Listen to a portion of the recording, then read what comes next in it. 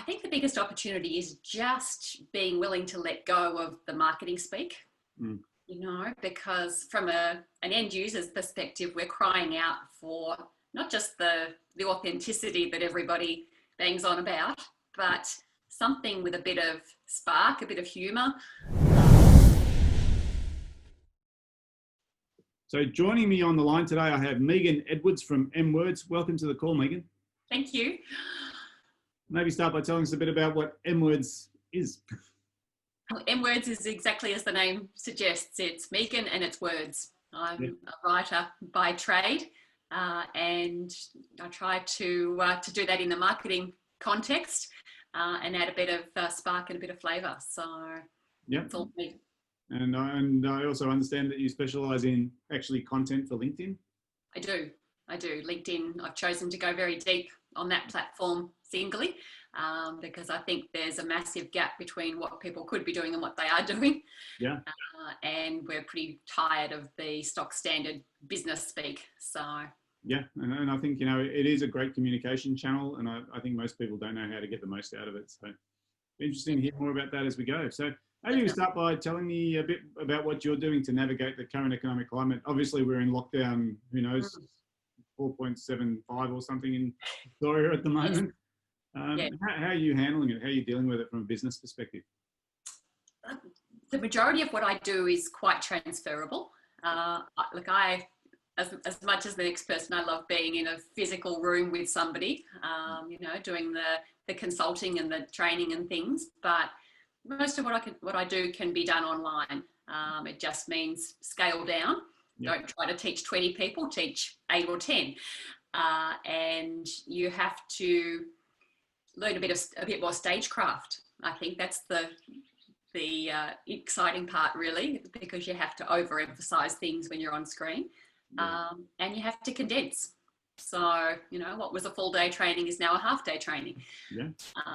But, lots of people still just want to have the Zoom training or have somebody do a bit of writing with them or for them. So, it's been all right. So tell me a bit about the opportunities, because obviously as we go into lockdown, anyone who's in this sort of online marketing space, the sort of doors open wide, right? And yes. People are more acceptant now than ever, or they're more demanding. So how do you see the opportunities rolling out for people in business? I think the biggest opportunity is just being willing to let go of the marketing speak, because from an end user's perspective, we're crying out for not just the authenticity that everybody bangs on about, but something with a bit of spark, a bit of humour, a bit of storytelling. And that's where I like to think I can help people or extract that out of people a little so that they stand out. I really like humanising the communication, yeah? Yes, very much so. Yeah, and I think you're right, because I think people as being, like, I don't know about you, I'm getting smashed with email every day, hundreds and hundreds of emails, and they are almost identical. Yes, exactly. It's sort of like, it's quite, you think surely someone's going to work out that this isn't working.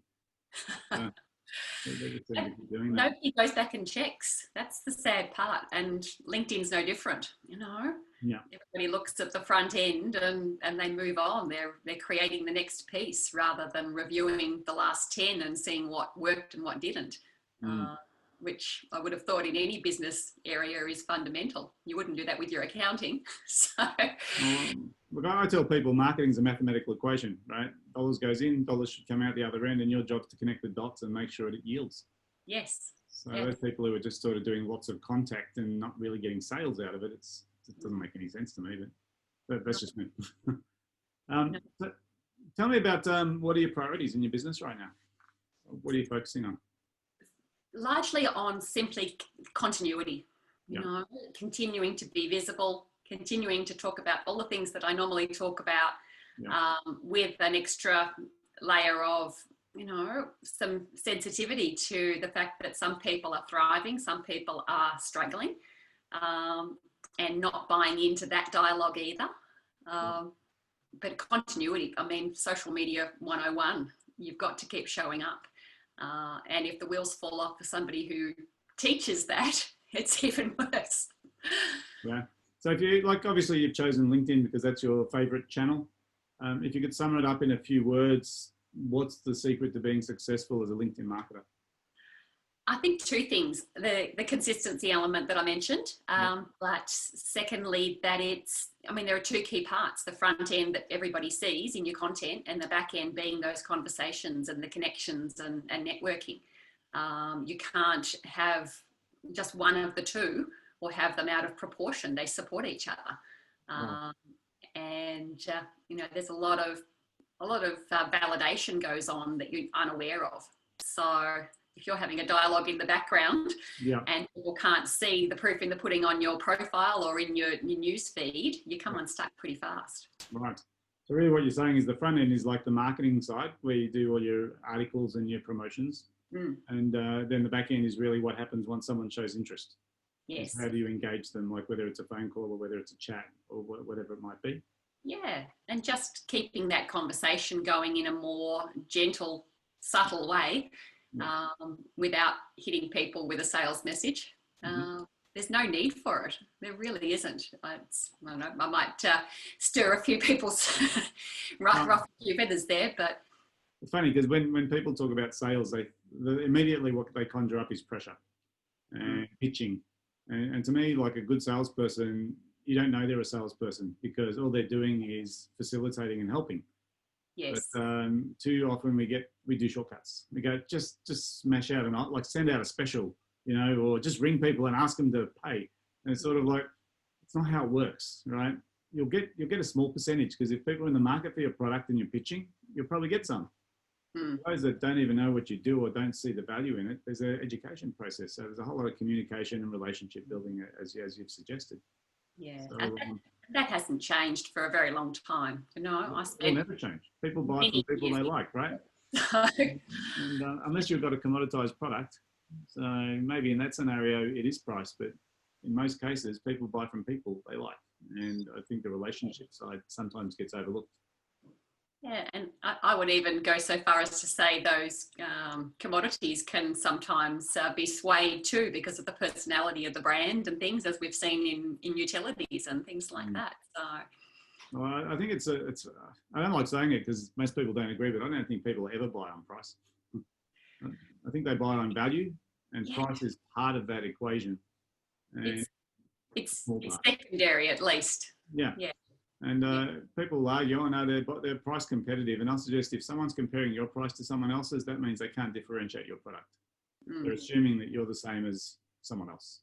Yeah. And that's a marketing issue. That just means that there's no real understanding of what the difference is. So, no personality, as I was saying before. You're just copying what everyone else does because you're an accountant and you have to sound like an accountant or whatever it happens to be. Absolutely. And those professional services sectors are often the worst offenders because they're scared to say something that breaches legislation or reveals their IP or any number of things. Their About Us page is the same as everyone else's About Us page. Just tells you how long they've been in business and how they focus on customer service and blah, blah, blah. And you read it and you go, that could be any one of these companies. They're all the same, right? Yeah. So I think you're right. So let me ask you, sort of more on a personal note, what personal lessons have you taken out of this whole COVID experience that we're going through? I think more than anything, it's being willing to take the pressure off yourself to deliver things in exactly the same way you have always done, to pause long enough to listen to what's going on and, get a balanced, consume a balanced range of views. So when you go back in, you're not simply going from where you were a month ago. You've taken it into context. And I did take a step back for a little while because, I'm go all the time. So it was necessary to just be still. And when you have a strong presence, people start to think that you're ill or you've passed away or something when you don't show up because of the continuity. But being still, I think, is critical. Yeah, I tend to agree. A lot of people have almost been forced in a sabbatical. They Yes. sort of actually got to stop and just reassess everything, and they're finding it quite nourishing for their soul and rejuvenating for their energy. But the thing, I've been in business coaching for 20 years and I've suggested everyone in business should be doing this every quarter. right? Take a day out every quarter and just don't work, right? Just contemplate where the business needs to go. And oh, I'm too busy. I'm too busy.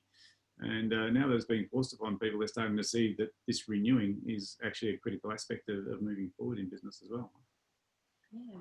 And it's challenging enough to be creating and innovating on the fly, Yeah. you know, when you're implementing as well. So to have that time for a singular focus, I think is critical. Yeah, and right now I think technology is moving so quickly in terms of adaptation of technology.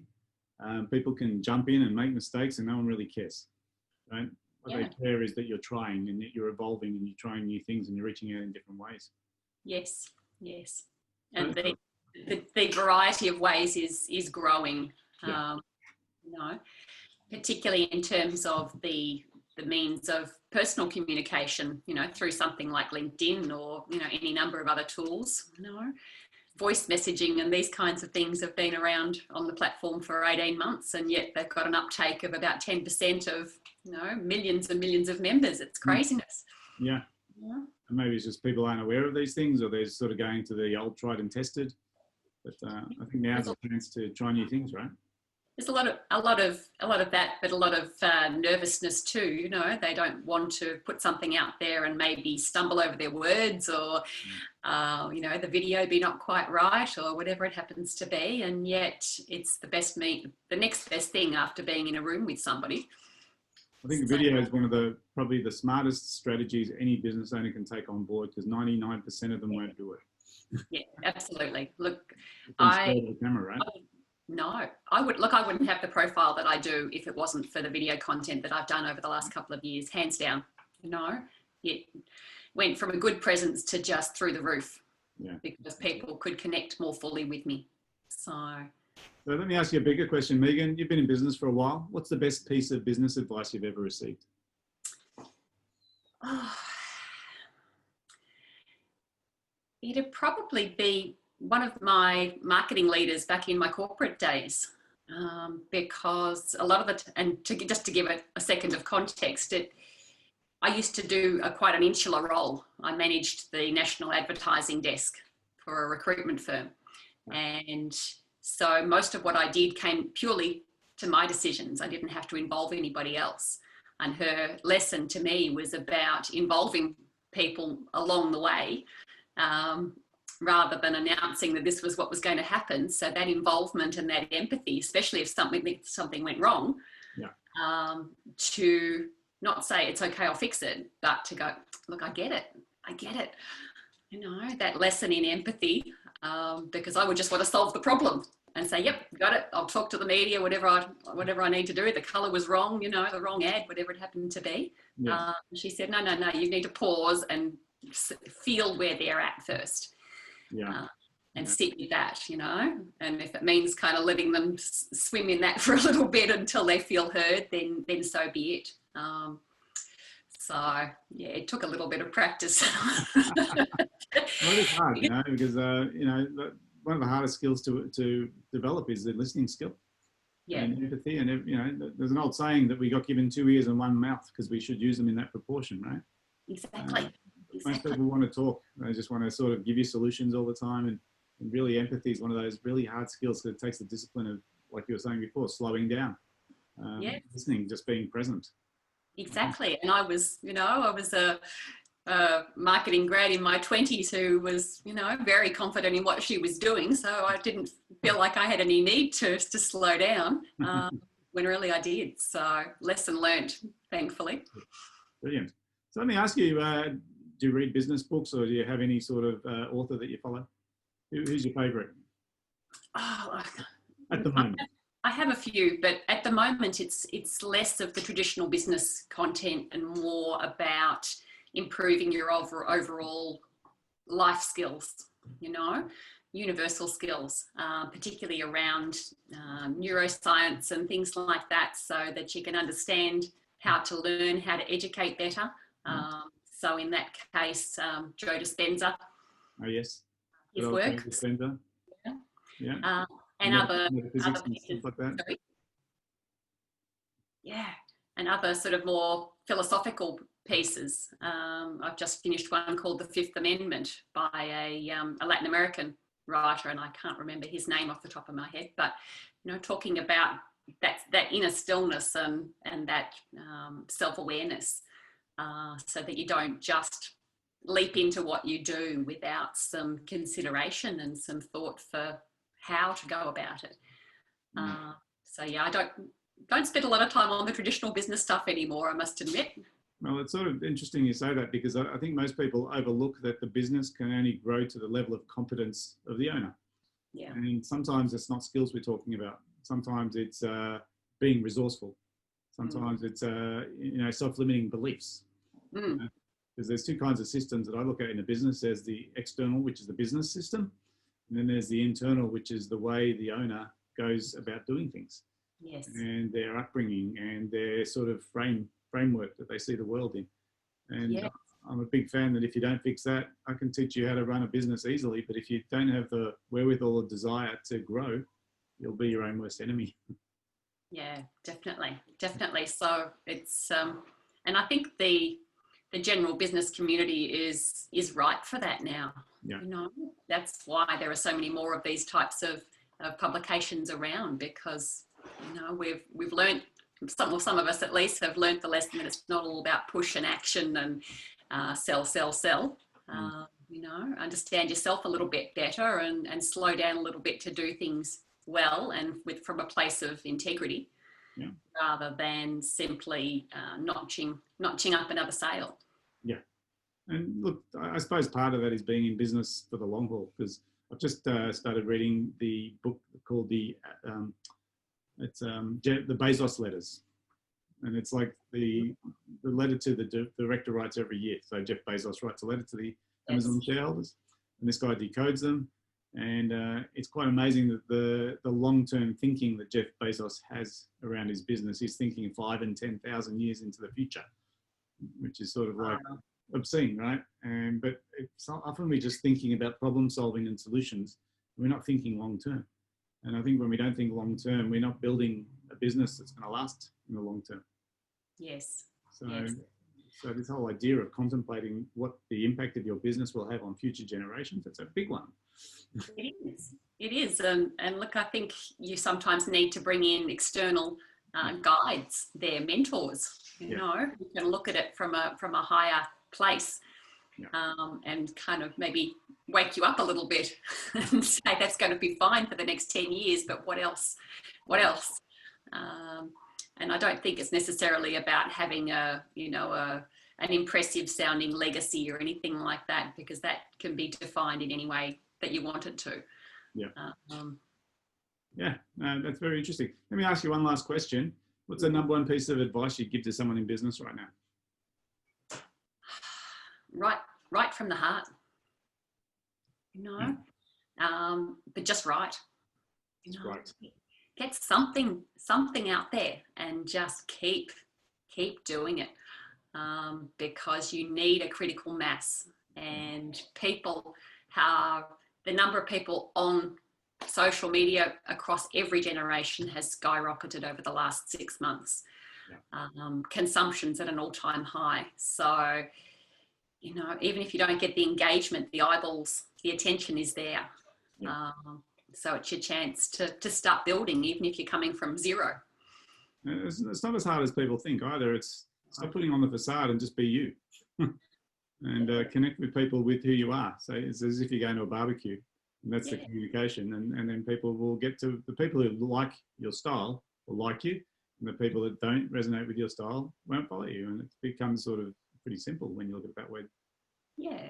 And it comes with a degree of acceptance too, that it's not going to skyrocket overnight. Virality's overrated from a commercial perspective. So I don't think anyone's ever created a successful viral video on purpose. I think it happens by accident most of the time. That's the term, doesn't it? Yes, exactly. Fantastic. All right, Megan, look, thanks very much for joining us on the call. It's been quite enjoyable. Some interesting pointers in there, so I appreciate your time. Pleasure. Thanks, David. Cheers.